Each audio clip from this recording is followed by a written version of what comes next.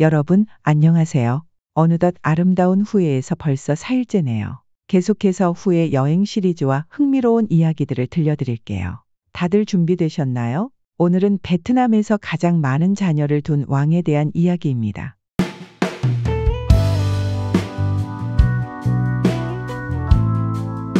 민망 황제 혹은 민멍 1791에서 1841은 응우옌 왕조의 두 번째 황제예요. 1820년부터 통치하다가 세상을 떠난 후 응우옌 성조라는 시호를 받았어요.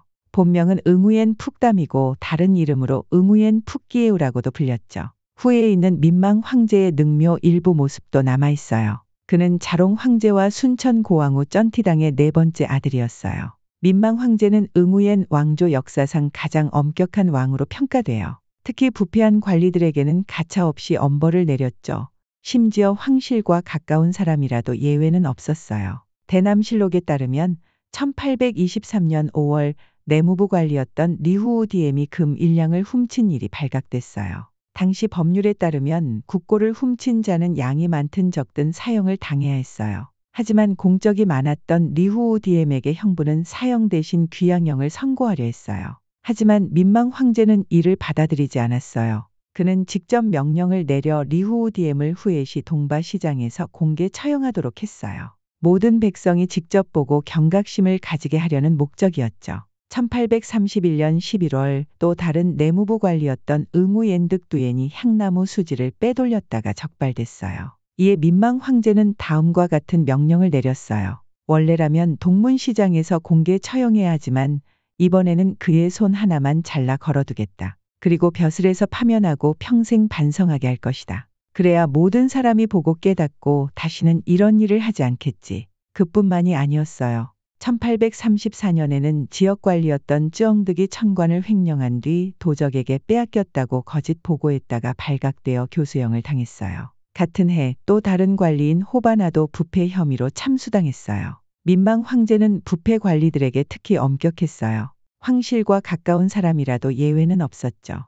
예를 들면 황제의 부인이었던 후예비의 아버지 후인꽁리도 부정부패로 처벌받았어요. 1816년부터 1820년까지 레반주 장군이 후예로 가 있는 동안 후인꽁리가 남쪽 지역의 부총독으로 임명됐어요. 그런데 권력을 이용해 군인들과 백성들의 돈을 착복하기 시작했어요. 레반주 장군이 돌아온 후 이 사실을 알아차리고 바로 황제에게 보고했죠. 민망 황제는 충격을 받고 직접 조사팀을 보내 후인꽁리의 죄를 캐기 시작했어요. 알고 보니 후인꽁리가 빼돌린 돈이 무려 3만 관 이상. 황제는 크게 분노하며 말했어요. 나는 백성을 자식처럼 여기며 보살피고 싶다. 하지만 탐욕스러운 관리들이 자기 배만 불리고 있으니 아무리 내가 애를 써도 소용이 없구나. 조사가 끝난 뒤 황제는 고민 끝에 최종 명령을 내렸어요. 후인꽁리는 사형, 재산은 모두 몰수하여 백성과 군인들에게 돌려주도록 했죠. 결국 그는 1821년 레반주 장군의 명령으로 참수형을 당했어요. 그런데 여러분, 민망 황제가 엄격한 것만으로 유명한 건 아니에요. 바로 엄청나게 많은 자녀를 둔 왕으로도 유명합니다. 이야기 속에서 이랴육 교생오자라는 말 들어보셨나요? 이건 바로 민망 황제와 관련된 전설적인 일화예요. 뜻을 풀어보면 하룻밤 동안 6번 동침하여 5명의 아들을 낳았다는 거죠. 황제가 젊을 때 몸이 약해서 후계자를 걱정했는데 이를 해결하기 위해 어이들이 특제 보약을 만들었어요. 그게 바로 유명한 민망탕이에요. 이 약을 복용한 후 황제는 활력이 넘쳐서 후궁들과 함께하는 시간이 많아졌다고 해요. 결과는요, 무려 142명의 자녀를 낳았습니다. 이 중 아들만 78명, 딸이 64명, 응우옌 왕조 13명의 황제 중에서 가장 많은 후궁과 자녀를 둔 왕이 되었죠.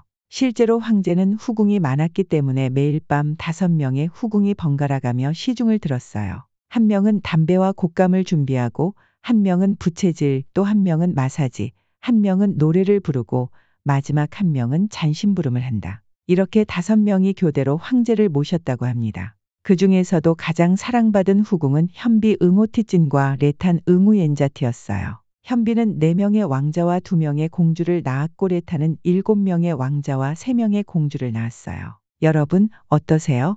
이렇게 엄격하면서도 한편으로는 굉장한 정력을 자랑했던 황제. 후예를 여행하면서 이런 이야기를 들으니 정말 흥미롭지 않나요?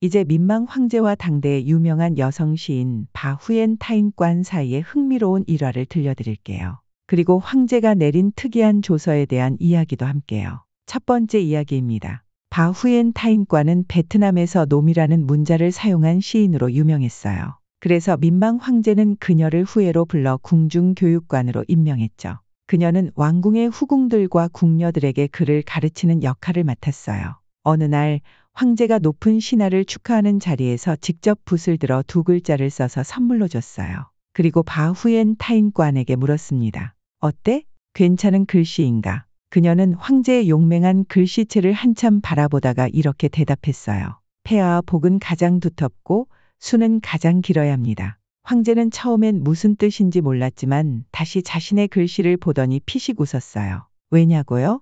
황제가 쓴 복자는 통통하게 뚱뚱했고 수자는 길쭉하게 늘어져 있었거든요. 바후엔 타인과는 매우 단정하고 품격 있는 사람이었어요. 하지만 이렇게 재치 있고 유머러스하게 황제의 글씨를 평가한 거죠. 황제도 그녀의 말솜씨에 감탄하며 기분 좋게 웃었다고 해요.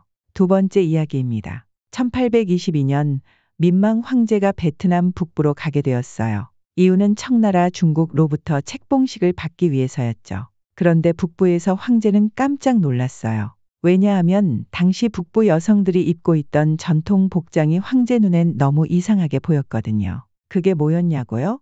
바로 한쪽만 있는 치마였습니다. 황제는 이게 보기 흉하다고 생각해서 곧바로 조서를 내렸어요. 앞으로 북부 여자들은 이런 옷을 입으면 안 된다. 그 후 지방 관리들은 이 조서를 엄격히 집행하기 시작했어요. 시장, 길거리, 마을 어귀까지 군사들이 지켜보며 여성들이 치마를 입었는지 확인했어요. 만약 전통 치마를 입고 시장에 가면 어떻게 됐을까요? 바로 집으로 쫓겨났어요. 이 황당한 상황에 분노한 하노이 사람들은 어떻게 했을까요? 그들은 직접 황제의 조서를 빗고는 재미있는 시를 만들었어요. 바로 이거예요. 6월이 되자 왕의 조서가 내려왔네. 치마를 못 입게 하니 사람들 깜짝 놀랐네. 안 가면 시장이 텅텅 비고 가자니 남편 바지를 빌려 입어야 하네. 바지를 입어야 시장에서 장사할 수 있고 안 입으면 마을 입구에 서서 관리를 기다릴 수밖에 없네. 이 시 완전 대박이지 않나요? 이 시에서 마지막 줄이 제일 강력한 풍자예요. 치마를 못 입으면 마을 입구에서 관리가 올 때까지 기다려야 한다. 이게 무슨 뜻일까요? 관찰자 관리는 결국 왕을 의미하기도 하죠. 이건 단순한 불만 표현이 아니라 정말 날카롭고 강력한 저항이었어요. 결국 민망 황제는 어땠을까요? 아무리 강한 왕이라도 백성들의 전통과 생활을 억지로 바꾸려 하면 저항이 생길 수밖에 없다는 걸 깨달았겠죠. 어떤 시대든 어떤 나라든 민심을 얻지 못한 정책은 실패하기 마련이에요. 그게 강력한 황제의 명령이라 할지라도 말이죠. 사람은 완벽하지 않죠. 왕도 마찬가지예요. 때때로 아쉬운 정책을 내린 적도 있었지만 민망 황제는 베트남 역사에 큰 공헌을 한 왕이었습니다. 그는 뛰어난 정치가이자 군사 전략가였고 베트남의 옛 시대를 강하게 이끈 지도자였어요.